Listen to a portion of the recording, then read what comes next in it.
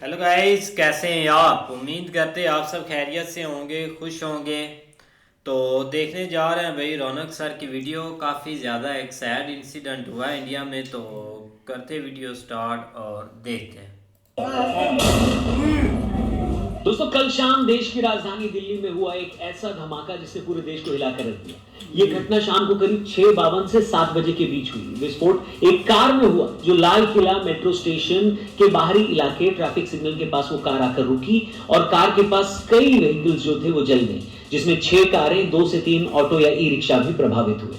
इस वीडियो को रिकॉर्ड करने तक कम से कम 8 लोगों की मौत हुई है। लगभग 20 से 24 लोग घायल बताए जा रहे हैं। नेशनल इन्वेस्टिगेशन एजेंसी यानी NIA, national security guard NSG और स्थानीय पुलिस के फॉरेंसिक विभाग को मौके पर भेजा गया। कार के मालिक को गिरफ्तार किया गया है, जो कि हरियाणा नंबर की कार i20 कार बताई जा रही है। ओनर का नाम सलमान है। उसने कहा कि ये गाड़ी उसने आगे किसी को बेच दी थी और अब जिसको बेची थी उसका कनेक्शन कश्मीर से जुड़ा हुआ भी आ रहा है।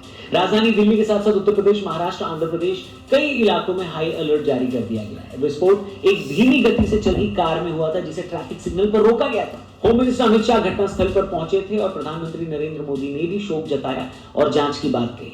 लोगों से हम यही अपील करना चाहते हैं दोस्तों कि अफवाहों पर बिल्कुल भरोसा न करें और कोई भी जानकारी यहाँ वहां शेयर न करें। आधिकारिक यानी ऑफिशियल जानकारी आए उसी को सच मानिए। पता बहुत तेज एक ब्लास्ट हुआ, खूब तेज वाला। हम तो अपने बच्चे लेकर आए कैसे। इस इंसिडेंट में कुछ लोग को इंजरीज भी आई है और कुछ लोगों की डेथ भी हुई है। तुरंत जांच होकर नतीजा जो आएगा जांच हम जनता के सामने रखेंगे। लेकिन दोस्तों, कल के ही दिन सुबह से जो 2 खबरें आई उसने सबको हैरान कर दिया, क्योंकि डॉक्टर एक ऐसा प्रोफेशन जिसको दुनिया में जान बचाने के लिए जाना जाता है, लेकिन इस देश के अंदर 2 ऐसे डॉक्टर्स पकड़े गए जिनका मंसूबा अगर कामयाब हो जाता तो इस देश के ऊपर एक ऐसा आतंकी हमला हो जाता जिसको लोग सदियों तक याद रखेंगे। देश के अंदर इनमें से एक डॉक्टर ने एक ऐसा केमिकल बनाया जिसे छूने से भी इंसान मर सकता था। वहीं फरीदाबाद से एक ऐसे डॉक्टर को पकड़ा गया जिसके पास 350 किलो से ज्यादा विस्फोटक था।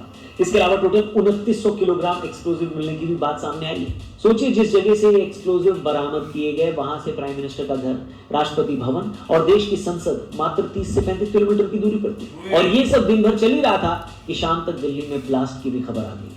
दोस्तों, गुजरात एटीएस ने 3 ऐसे आतंकवादियों को पकड़ा जिनका मंसूबा अगर कामयाब हो जाता तो देश में एक बहुत बड़ा हमला हो सकता था। ये हमला न सिर्फ लाखों लोगों की जान लेता बल्कि कितने ही परिवारों को बर्बाद कर देता। गुजरात एटीएस ने जिन 3 आतंकियों को हाल ही में पकड़ा है वो देश भर में बड़े आतंकवादी हमले की साजिश रच रहे थे और उनके पास हथियार, जिंदा कारतूस और खतरनाक घातक केमिकल मैटर्स मिलने की भी पुष्टि हुई।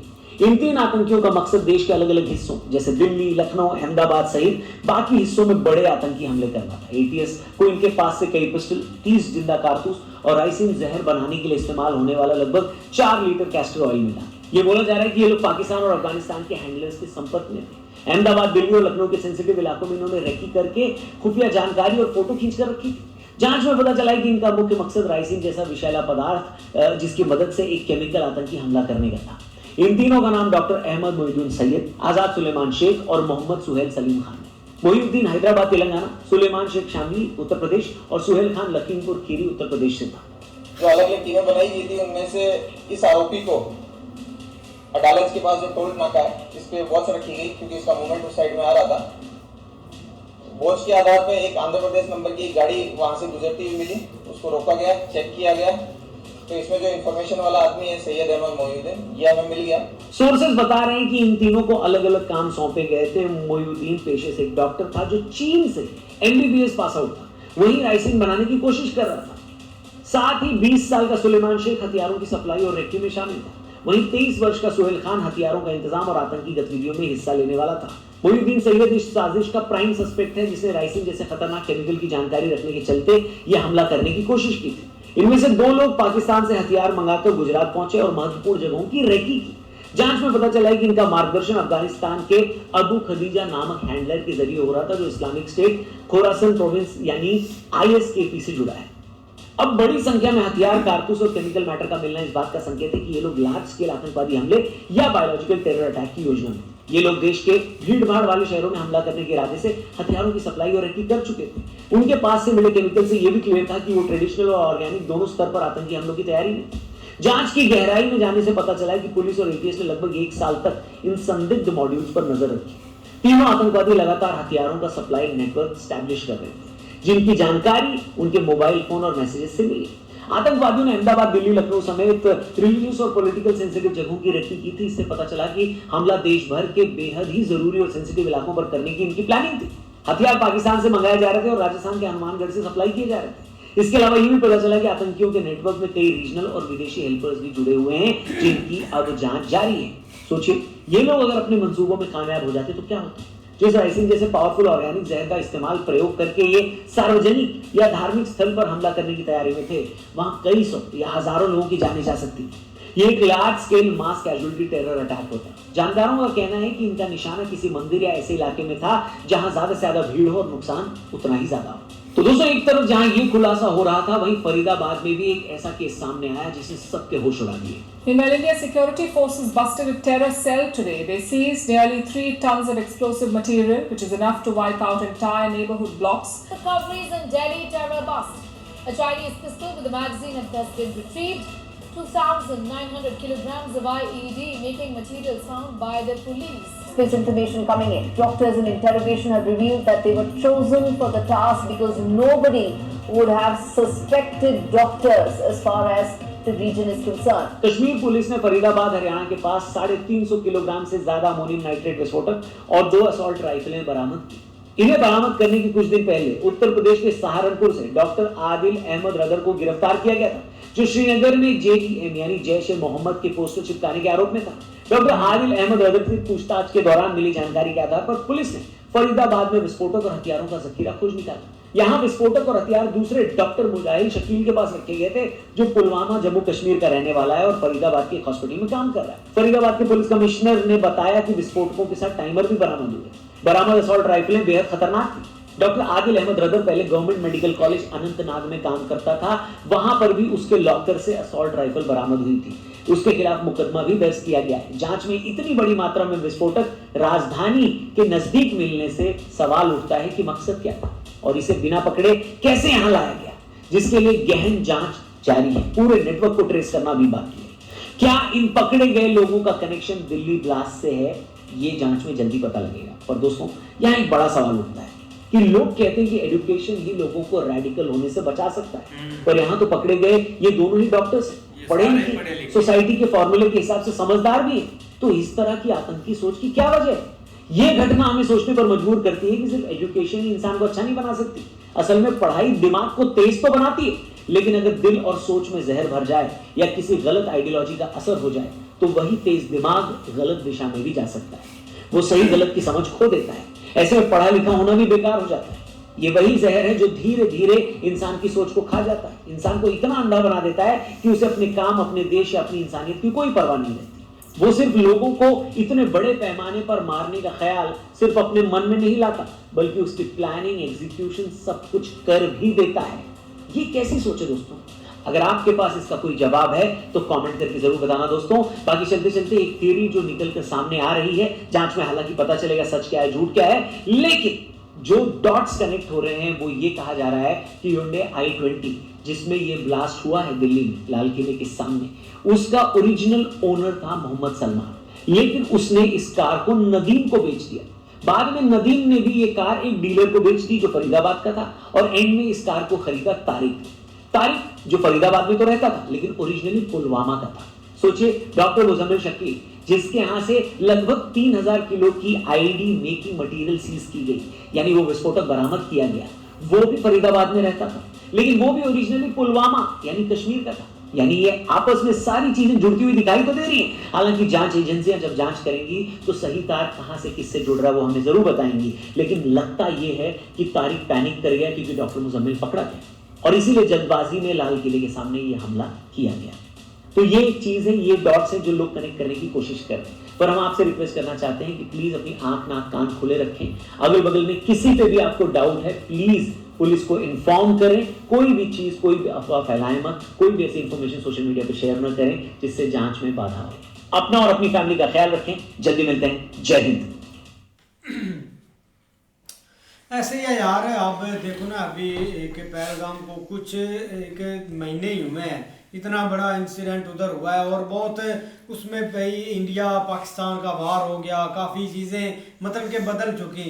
वो भी यही रीज़न था कि भाई बहुत बड़ा अटैक हो चुका था और मतलब कि आउट ऑफ कंट्रोल चीज़ें हो गई थी। और अभी यार जो भी ये एक्टिविटी होती है ना, इसका कनेक्शन आपको कश्मीर में इसके सुराग आपको ज़रूर मिलेंगे कि कोई ना कोई कनेक्शन है ऐसा जुड़ जाता है जो कि एक कश्मीर में है। और सर रौनक की बात भी सही है, जो एक माइंड सेट है ना ये कभी भी नहीं चेंज कर सकते आप, चाहे जो भी हो जाए। यार ये कश्मीर के वही लोग नहीं जहाँ पर मतलब कि इतनी डेवलपमेंट हो रही है, इतने लोग खुशहाल उधर बना रहा है इंडिया गवर्नमेंट या इंडिया उसमें इतना एक पैसा लगा रही है, लेकिन चाहे आप जो भी कर लें, जो चीज़ें यार इनको दे दें, लेकिन जो एक माइंड सेट है ना वो कभी भी नहीं चेंज हो सकता। चाहे भाई ये सोने के इनको मतलब के बनाकर चीज़ें दे के ये लो डेली सोना लो और हमसे खुशहाल रहो, लेकिन माइंड सेट आप कभी भी नहीं चेंज कर सकते। पहलगाम हुआ था, वो लोगों ने मतलब रैली निकाली थी, वो हंस रहे थे, इतना बड़ा नुकसान हो रहा था। अब जय शाह के उधर भाई पोस्टर मतलब के जय शाह हो रहा हूँ जैश ए मोहम्मद के उधर पोस्टर भाई लाग रहे हैं और ओपनली मतलब कि वो लगा रहा है, तो उसको कोई डर खौफ नहीं है। तो ये एक जो प्रॉक्सी होती है ना ये काफ़ी मतलब कि एक सपोर्ट करती है और आस्ता आस्ता चीज़ों को ये बड़ा एक बना भी देती है। लेकिन पाकिस्तान का नाम ना आए ऐसा वाक़या हो तो ये हो भी नहीं सकता। अब जो अफगानिस्तान में एक खुरासान है ना वो एक लड़ रहा है तालिबान के साथ, और पाकिस्तान तो भाई उनको ऑलरेडी इतनी सपोर्ट करता भी है और अमेरिका तक उनको एक सपोर्ट मिलती है। तो वो एक सीन है कि यार इनके कनेक्शन आप कभी भी नहीं मतलब कि जोड़ सकते कि एक एग्जैक्टली ये चाहते क्या है। लेकिन अब ये जो एक स्मार्टली खेलना इन्होंने स्टार्ट कर दिया ना वो एक चीज़ ना काफ़ी मतलब कि एक समझने में टाइम लगेगा, क्योंकि डॉक्टर होते हैं भाई, इंजीनियर होते हैं, पता ही नहीं चलता कि कौन बंदा क्या कर लेगा। एक सोच भी नहीं सकते कि मतलब कि ये बंदा इतने नेटवर्क में फंस जाएगा या इसका माइंड वॉश हो गया है। तो यार बस आप इमेजिन कर सकते हैं। लेकिन यार एक बहुत मतलब कि एक तरस आता है जब एक सिविलियन या ऐसे लोग चीखते हैं ना ऐसी चीज़ों पर, तो भाई एक सुनकर भी बुरा लगता है, होना ही नहीं चाहिए यार। आप ये देखें जब वीडियो स्टार्ट हुई, जब धमाके की आवाज़ आई यार कितना खौफ फैल गया था यहाँ पे।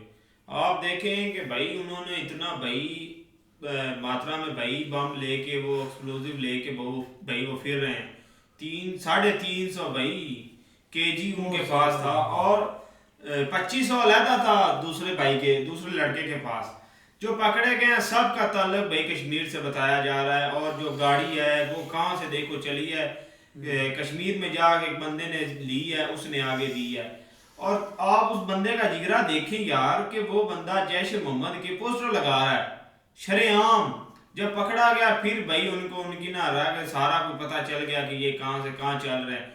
उससे भाई उन्होंने भाई 2 ठिकाने उनके भाई ढूंढे, उनको पकड़ा, अच्छा किया यार, पर ना एंड पे वो भाई ना एक धमाका कर गए यार। बहुत बुरा हुआ है, हमें भाई दिल से बुरा लग रहा है, क्योंकि भाई ऐसा होना नहीं चाहिए। भागते कर गए भाई। हाँ, जान जो है ना भाई ये एक बार ही मिलती है। जिनके भाई प्यारे गए हैं उनसे कोई बंदा जाके पूछे। बिल्कुल यार, ऐसे ही बात आपकी ठीक है, लेकिन ये कि जब भी ऐसा कुछ होता है ना तो एक आम आवाम एक उनके ही एक जान जाती है, तो उनके लिए एक आम पब्लिक के लिए काफ़ी ज़्यादा ये मुश्किल होती है। लेकिन देख लें कि किस तरह से इनका माइंड वॉश किया जाता है कि ये नहीं कि ये एक अब से चीज़ें शुरू हो रही, कब से शुरू हो रही है यार, कि मतलब इनको पहले तैयार किया जाता है, पहले इनको हर चीज़ सिखाई जाती, फिर आगे भेजा जाता है, फिर वहाँ जाके ये घुल मिल जाते हैं, फिर जाके ये आगे चीज़ें करते हैं। और ऐसे किसी को नहीं पता कि ये कितने हैं, कितना ये वायरस फैला हुआ है, कैसे इसको कंट्रोल करना है। ये तो तभी एक सामने आएगा ना कि जब वो कोई एक हरकत करेगा जो अभी एक हरकत में नहीं, एक तैयारी में है, तो वो उन चीज़ों के पास पहुंचना काफ़ी ज़्यादा मुश्किल है। ऐसे ही हमें एक देखने को मिला था यार, एक पहलगाम अटैक जब हुआ था ना तो बहुत ही ज़्यादा वो सैड था, बहुत ज़्यादा सैड था। और सेम यही चीज़ है कि जब सही बात है, जब ब्लास्ट हुआ है ना, लोगों के अंदर डर देखे, उनके फेस एक्सप्रेशन देखे कैसे चेंज होगी। एक बेचारी औरत चीखती हुई आई है कि मैं अपने बच्चों को वहाँ से इधर भगा के लेकर आई हूँ कि एकदम से ऐसे कुछ हुआ है। उन लोगों के अंदर इतना ज़्यादा यार खौफ फैल गया है। जब एक लोग देखते हैं कि एक जब ये इंसिडेंट हुआ, काफ़ी ज़्यादा लोगों ने जब देखा, जो पास खड़े थे उनके अंदर भी एक डर होगा ना कि ये क्या हो रहा है क्या नहीं। इसी तरह यार ये चीज़ें काफ़ी ज़्यादा सैड होती हैं।